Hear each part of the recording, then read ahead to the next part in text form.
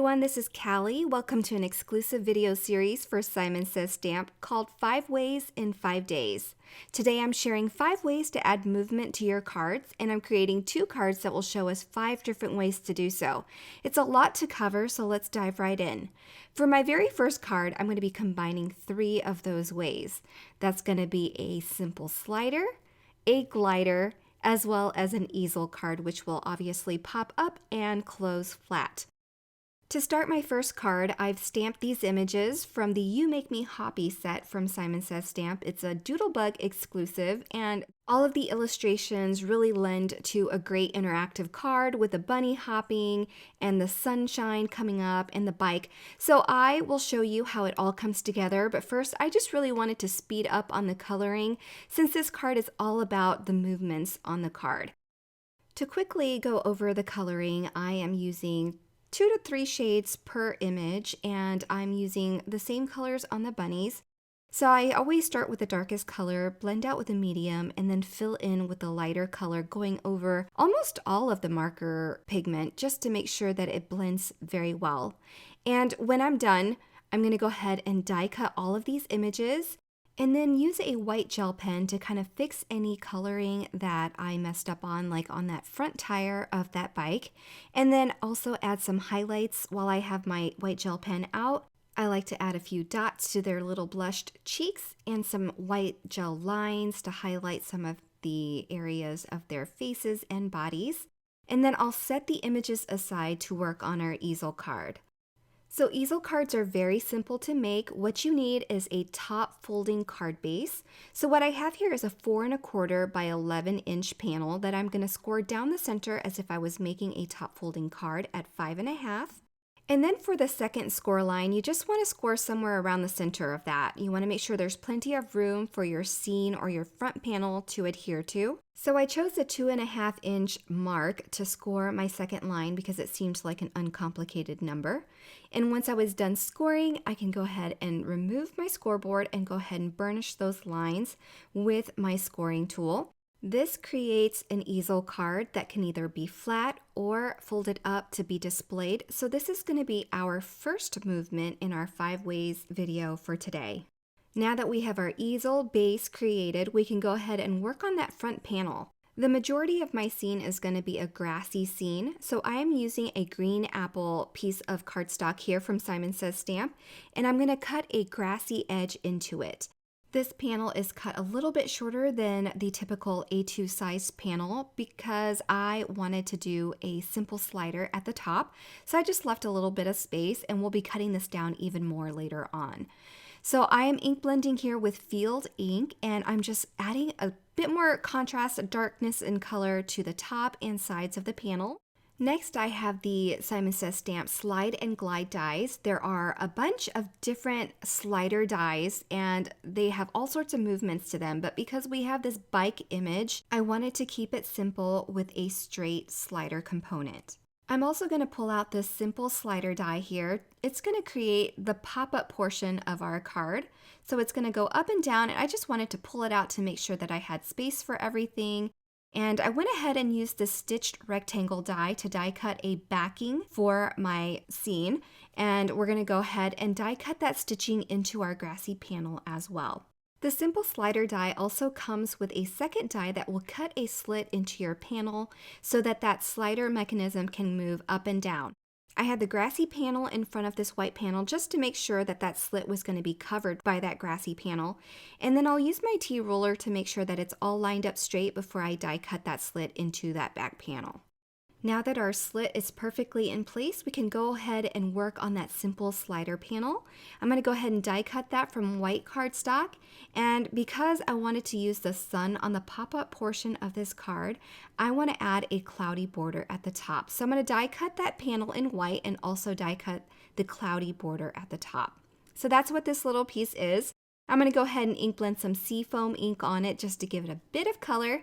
And then we can go ahead and slide it through that little slit so that you can see how this mechanism works, and it is so simple. There are 2 little tabs that extend at the bottom of the slider, and that's going to act as a stopper so that you can't pull this slider all the way out. So that's super easy to do. And that completes our second way to add movement to a card, is this simple slider. Our third way to add movement is to use a slider or glider. So I'm cutting this into our grassy panel here. It's going to cut out a notch or a hole for our little gliding or sliding discs. I have two different discs here. The one on the right will act as a glider to move left to right or up and down. And the other one is a circle in the center that will help your images rotate if you want them to rotate. Our bunnies are not going to be able to do any somersaults in their bikes today, so we are going to be using the straight gliders, and it's so easy to just pop into that opening. And so there's that first one, and then I'll go ahead and put the second one in as well. And the reason why I'm using two is because the bike image is a little bit bigger. There are two wheels, and I want them both to be really sturdy and straight. So using two discs will really stabilize a larger image. Before I attach my image, I'm going to go ahead and attach this grassy panel to the background panel that I created for my simple slider, leaving plenty of space around those gliding discs as well as that cloud slider to make sure that it doesn't get obstructed by any adhesive. Now back to the glider portion at the top. Earlier we mentioned that the simple glider die has two little stoppers on the back. Now we want to create a starting point. So I've lowered that cloud as far as I can go, but can still see it and be able to attach my sun image. And then I'm going to turn it over and add some stoppers or starters using some foam adhesive. I've just added a few little strips there so that when we push our cloud panel or slider portion down, it knows where to stop because it butts up right up to that foam adhesive strip that we created. So our mechanisms for our card are all completed, so I'm just tying up some loose ends now by stamping our sentiment to make sure that that's going to be the reveal portion of the simple slider, and also cleaning up the little glider portion at the bottom by inlaying that green strip back in, and that just makes your card a little bit cleaner, makes the grass a little bit more cohesive, doesn't show any white. So I just added some tape runner to the back of that green piece, and I slid it underneath the discs to slide it in place. Now I can go ahead and attach my sun image to that cloud slider portion. I put some tape runner at the bottom of that cloud stamped image and then adhered it to the back of the cloud slider portion. And then when you pull up on our slider using that sun, you can see our message revealed. Okay, so now we need to hide the mechanism for that slider. I'm going to go ahead and die cut a second white panel using the largest stitched rectangle die. And I'm going to add foam adhesive to the back of this.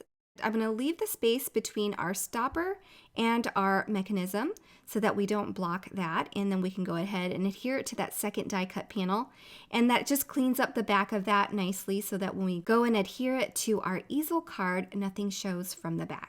Okay, so now we're going to go ahead and add adhesive to the bottom of our card panel, and then we can attach that to the bottom of the easel. You want to make sure that you only add adhesive to the bottom flap of that easel. To help our easel stay up, we're going to create a lipped edge for it to sit on. So I've used some white paper and I'm matting a piece of green cardstock to kind of coordinate with our front panel. And I'm going to attach that to the inside of the card. So these two pieces of paper will help create a lip for our easel to kind of stop and sit at, and that will just allow for the display to be more stabilized. Our card is fully constructed now with the easel, with the slider, and with the glider. So we can go ahead and finish our card by attaching all of our images and creating our scene now. I'm using a strong double-sided adhesive. This is the 1/4 inch red line tape from Simon Says Stamp to add to our little gliders, and that will hold our image down without moving. And then we can go ahead and attach our little jumping bunny and the little lamb to finish off our scenery. So to recap on this card, we have 3 moving elements: the glider at the bottom with the bike, the slider at the top with the revealed message, and then the easel portion of the card. So that finishes our first card with 3 ways. Our second card will share 2 additional ways to create movement in your card. Shaped cards are always so much fun to make, and this LATTE gift card slider just kicks it up a notch with its interactive element. So this whipped portion comes completely out of the mug, and it can reveal a large message or even hold a gift card. There is a little gift card slit die, and as well as a cinnamon stick that you can cut, some sprinkles, and a little heart for the front to decorate your mug. So we're going to be using all of these dies to create a card. If you watched my 5 ways in 5 days video for Simon Says Stamp last year, you'll remember that I store all of my strip dies on a magnet card inside a mesh bag with all of the colored strips that I've pre-cut. I find that this really helps me with on-the-go crafting as well as creating lots of backgrounds that I can use for the future. This paper strip panel is left over from a previous project, so I'm just going to use it for my cup today. Other ideas would be to use pretty patterned paper or just ink blend over colored cardstock. That would create a really pretty mug as well. I also die cut a second mug from white cardstock, and that's just going to help us hide the whipped pull-out portion of this latte card. Again, there is a slit in this mug, and it's going to help hold that whipped cream in place. The bottom portion of the whipped cream is wider than the slit in the mug, so that serves as a stopper. While that slider piece is in place, I'm going to go ahead and add foam adhesive everywhere that the slider isn't. This is going to create a clean back as well as create a spacing for that mechanism to slide in and out without any hindrance. Now that we have our mug created and we know that that slider portion slides in and out freely, we can go ahead and add some color to that whipped top. I'm using latte ink and I'm doing a very light blend on the outer edges of that whipped topping. After adding that light color, we're going to go ahead and get that gift card notch die, and we're going to die cut those notches into this panel to turn it into a gift card holder. Okay, so I run that through the die cutting machine, and what we get is these 2 little curved notches that kind of fold up and are bendable so that you can kind of slide in a gift card, and that's going to hold your gift card in place temporarily for your slider portion. So that completes the 4th way to add movement to your card, is this removable slider that holds a gift card. I'm going to decorate the card now using the other dies from this die set.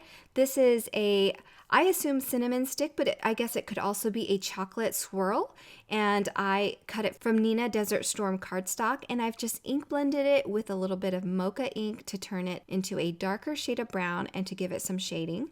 Then I use some tape runner to adhere it to the back side of that gift card in front of the whipped cream. Now we're going to work on a sentiment, and we're going to use this heart from the die set to die cut our sentiment out. The sentiment that I'm using is from the Cup of Love stamp set. I'm embossing it in white over red cardstock, and then I'll use that heart die to die cut it out. And this is going to introduce our 5th way to add motion to our card. I'm going to attach this heart using an Action Wobble mini spring.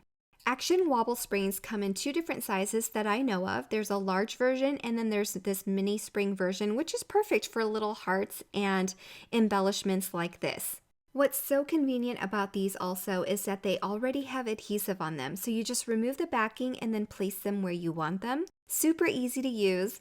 And you'll see here, once I adhere my heart over that little action spring, it's just gonna wobble and create motion on your card. That's super fun for the recipient and for you, if I do say so myself. Okay, so just one final finishing touch here. I'm gonna create some little chocolate sprinkles for the top of my whipped cream.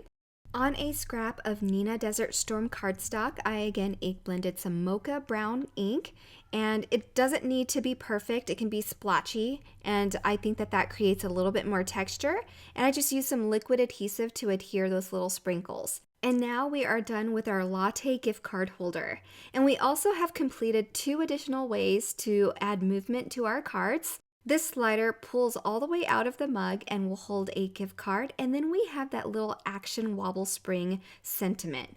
Super fun card for any recipient, and if you wanted to turn this into an actual card with a little flap where you can write a note, you can also turn that whipped cream into a card that opens up, or you could turn that mug portion into a card that opens up as well. You can do that by doing some partial die cutting or just die cutting a second panel and then scoring it enough to get a little adhesive tab to adhere the 2 together to create a hinge.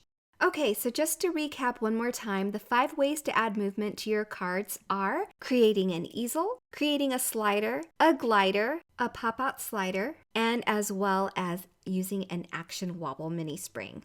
I hope this gives you some ideas, and I hope you enjoyed the cards that I've made to share with you today using those 5 ways.